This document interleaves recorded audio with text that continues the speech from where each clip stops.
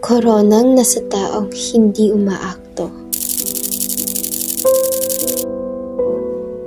Sa bawat halalan, tila may sikretong kasunduan. Sa mga pangalan pa lang, tila may nakaupo na sa upuan, na tila ang siklong noong unang panahon pa'y namamagitan. Dinastiyang politikal, isang siklong walang laban, na para bang walang katapusan. Ang politika ay serbisyo, hindi dapat negosyo. Hindi ito pamana na parang titulo o trono. Ngunit bakit tila ba ang pwesto ay minamana, na parang tayo ay nasa panahon ng mga dato pa? Ang pag-upo sa pwesto ay tila alay lang sa lahi, hindi sa bayan, kundi sa sariling uri.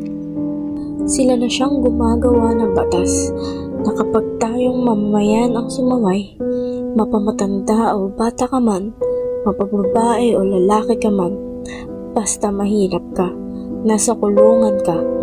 Pero kung sila ang lumalabag, ang batas ay tila naiiba at sumasang-ayon pa sa kanila.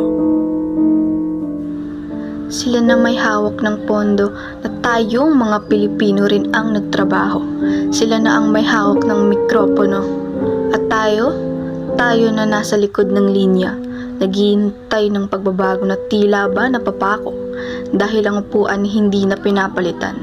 Ito'y minamana, parang trono sa palasyo ng kasinungalingan. Sabi nila, boto mo ang sandata. Pero paano kung ang laban ay laging talo? Bakit ang boto pa din ay apelidong pare-pareho?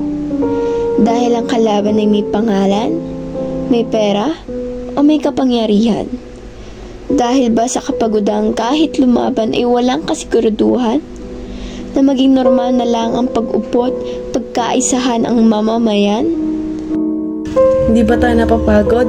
Sa Port Ulta tila ba isang tusubibo, nabaot sa tayo sa una lamang bibo? Hindi ba't nakakasakal? Nakakarindi mapakinggan ang pangako sa pare-parehong pangako ni isa walang progreso? At sa mga Pilipino may pag-asa lang, pag-asang unti-unting nauupos sa bawat pagkatalo. Hindi dapat tayo sumuko dahil ang tunay na pagbabago hindi nagsisimula sa kanila. Ito'y nagsisimula sa akin, sa atin. Mga Pilipino, gising na! Hindi lahat ng kilala ay karapat-dapat. Hindi lahat ng matagal sa pwesto ay tapat. Hindi porket napatunayan ng isa ang kalayaan, susunod na't ipagpapatuloy naman ng kanyang buong angkan. Dahil ang tunay na pagbabago nagsisimula sa pagkamulat. Kaya sa susunod na halalan, huwag mong iboto ang pangalan, iboto mo ang prinsipyo. Huwag mong tingnan ang dugo, tingnan mo ang puso. Bigyang pansin ang tinig ng may malasakit, hindi ang tinig na paikot-ikot. Para sa susunod, hindi na tayo aasa sa mga pangakong paulit-ulit. At sa araw na iyon, ang upuang matakal ng okupado ay mababakante. Hindi dahil sa himala, kundi dahil sa tinig ng mamamayang hindi natahimik. At muling manunumbalik ang tunay na diwa ng demokratikong tapat na siyang karapat-dapat.